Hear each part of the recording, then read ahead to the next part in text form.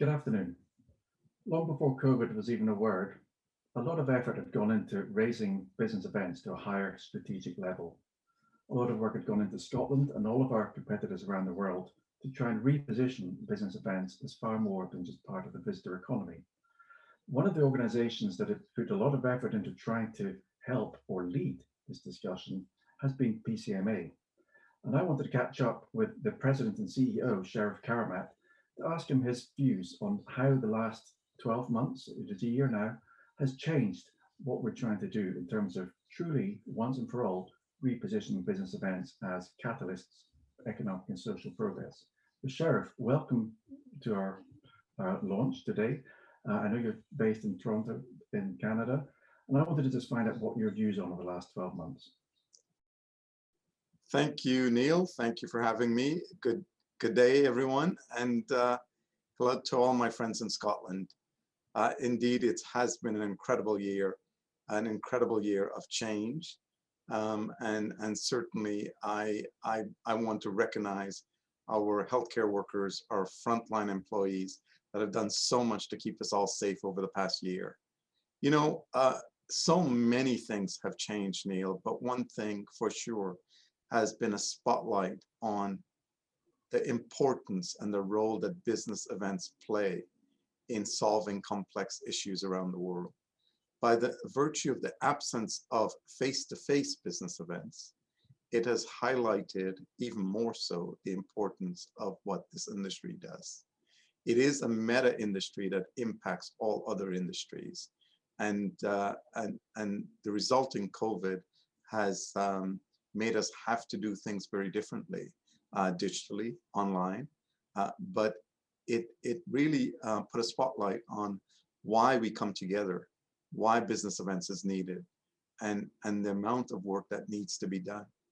It also highlighted a weakness in all of us, and that is the fact that we're unprepared for surprises.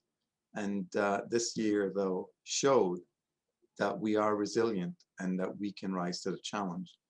But it has given us an opportunity of a lifetime to really demonstrate what business events can do going forward, now that we all understand the power of what coming together and solving issues that face our world really means.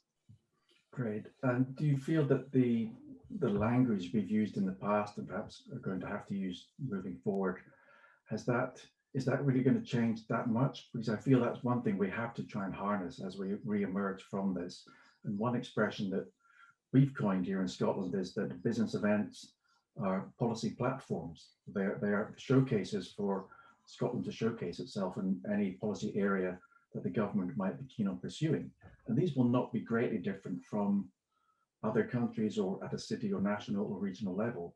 But in terms of trying to harness that and try to get that across to stakeholders, not just in government, but also in sectors within the country at various levels, do we feel that the word change is a useful word? Are we saying change forever or gradual or what? Do you think change is the right word?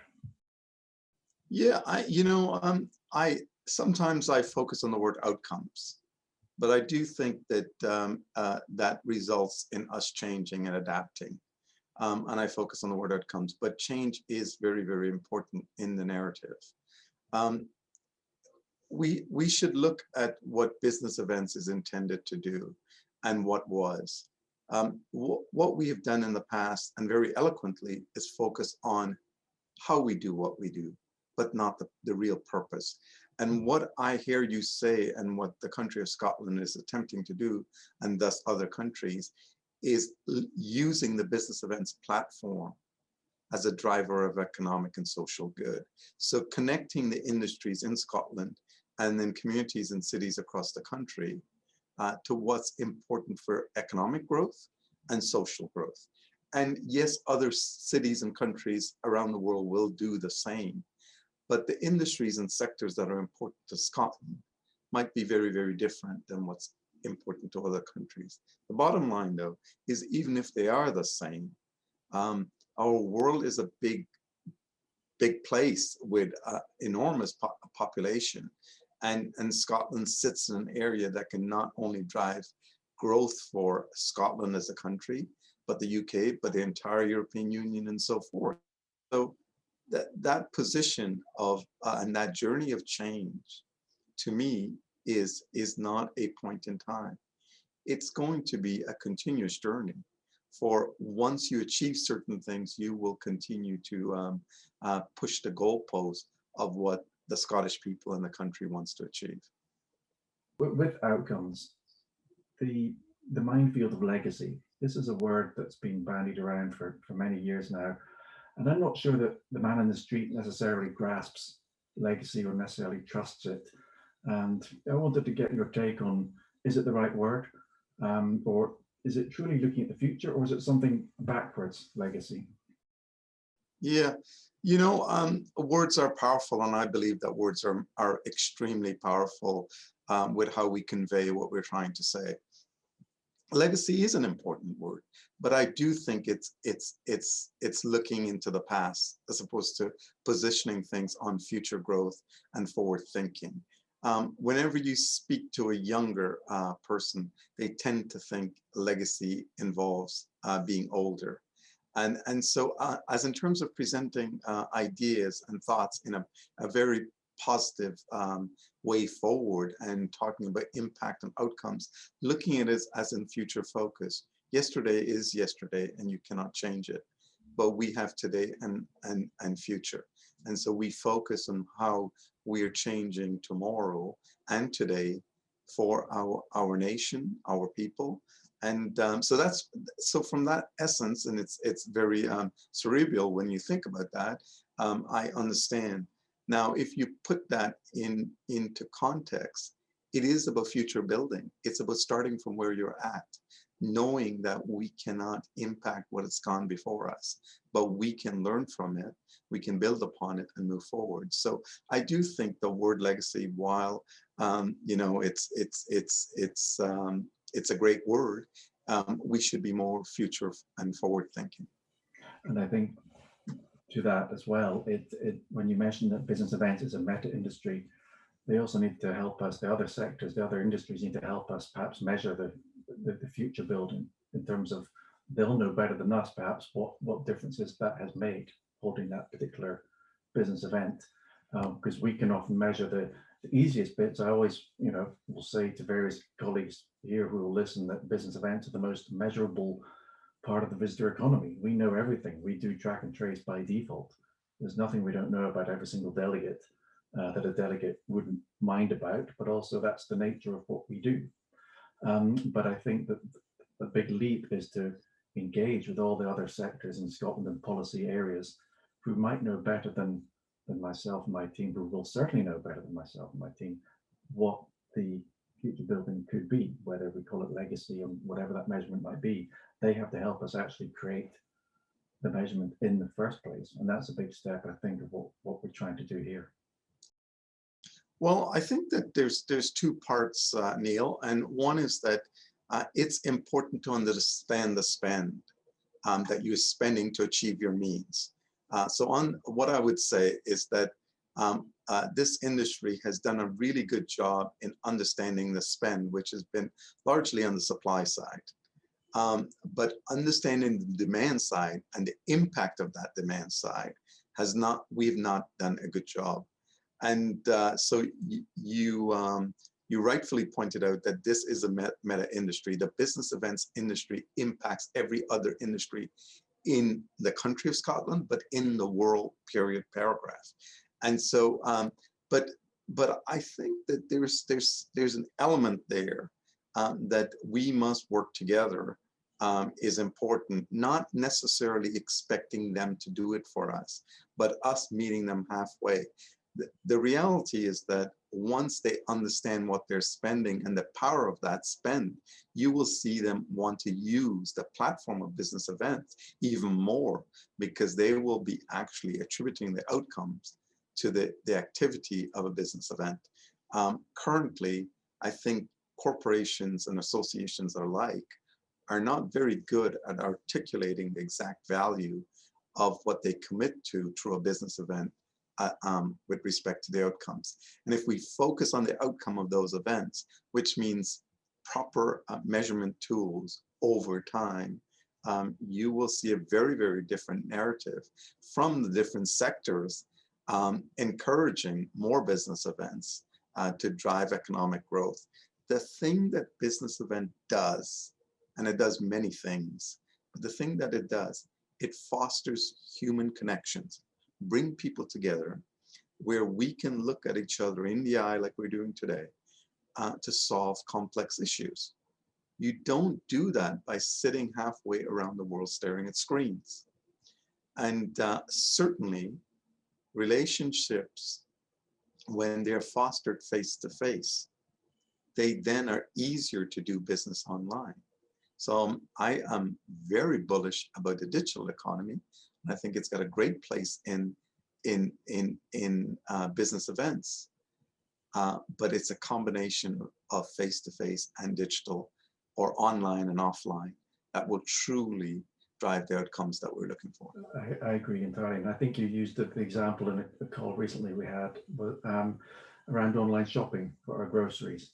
You know, what was your analogy? We can buy them online, but we don't mind going to the shop to buy them. Yeah, and I look at a grocery store as a face-to-face event, and I look at online shopping as a digital event. They're very, very different experiences, and in certain instances, you will have the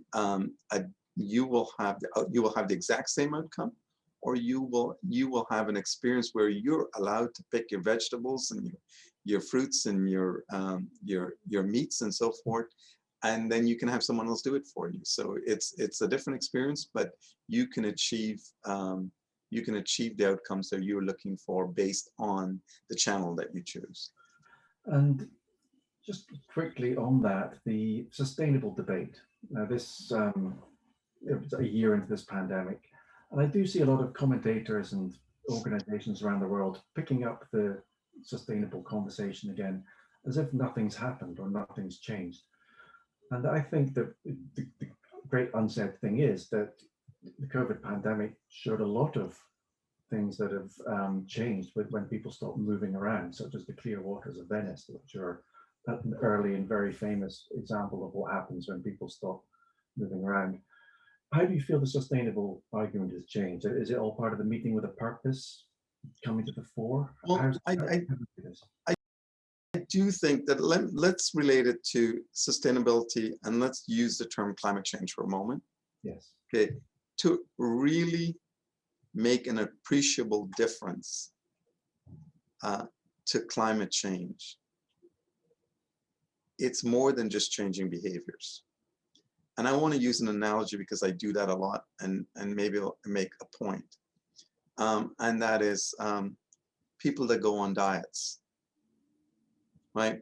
We can lose a little bit of weight, 10 kilos, 20 kilos, and then we can come months later, we've gained it all back because it's very hard to sustain. The reality is that climate change is truly the threat to all of us on this planet, and we must address it. But we cannot address it as an industry by thinking that we will solve it by removing plastic straws. Certainly it helps, but what we need to do is understand that human beings, we need to have personal connections. We will travel. We are explorers. So subsequently, we have to design things that will allow for it. For example, the type of aircrafts we design and build, and the materials that we use, the type of fuel that we're using, the type of cars that we drive, and the emissions from those cars. Those are the things that are going to make monumental differences in climate change, and thus really move the needle on sustainability and renewable energy and all that. But thinking, yes, we can change certain things, but assuming that you're going to tell human beings that they can't travel anymore, I just think that that is wishful thinking. I also think it is not, in a very funny way, not sustainable. I agree. It's not sustainable for a lot of health reasons as well. as we've known from the last 12 months. And I think also it's good to reassure everyone watching that a lot of the trends that we are seeing at the moment, or direction of travel with things changing, it was PCMA's own research in the Compass report that confirmed that a lot of these were beginning to happen anyway before the pandemic hit. They were already making themselves felt. The pandemic's really just accelerated them, and that's what we have to react to and perhaps get ahead of as well. Just to finish off, I think the journey word, this made me think of, my gosh, where's the end point? Where's the horizon? Where does it stop? But I also felt, talking of legacy, perhaps a legacy computer game, those old arcade games where you drive on the road and the road would never run out. Which one do you think this is? Is this a computer driving game, or is there an end? Is there a full stop, a period at some point? No, there is no such a thing in life. As humans, that is why we're always and forever evolving. And tomorrow there will be new cures, new diseases that will come about, new things that were going to be challenging us.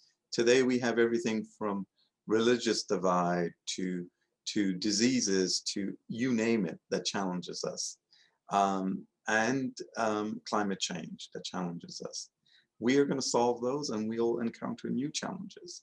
And that's the beauty of life, that it actually continues to give us purpose, and it continues to make the importance of business events and the relevance of business events, where we are fostering human connections, where we're bringing people together to solve complex issues and simple issues. And we are fostering understanding around cultures and humanity around the world. And I think this is never, ever going to end. You and I are going to evolve, and we're going to evolve in our thinking, which means that we will need to come together to solve how our thinking evolve, because they might not be the same. They might be diametrically opposite. That does not mean either is wrong or either is right. It means it's different. And just so that we can coexist as just as an idea, I think it's exciting times for business events, but it's also exciting times to recognize the importance that business events is playing in our community growth, in our country growth, economic and socially. It's just so powerful. And I am, if I can use the term, bullish about our future, because I feel there's recognition in our industry and in sectors across the world that knows that business events can drive outcomes that are productive for society. Wonderful. Well, thank you very much for joining us on this journey to change, Sherrif, at the start of it, and for your really valuable insights. I can't thank you enough. So we hope to be able to meet you face to face as soon as we can, hopefully in 2021. But thanks again for your contributions, and for now it's back to Edinburgh. Thank you. Neil, I thank you for having me. It is absolutely a pleasure to be with you and all of Scotland today. And I too look forward to hopefully visiting Scotland during the year in 2021, but certainly seeing you soon. Great. Take care all. Back to the studio. Thank you.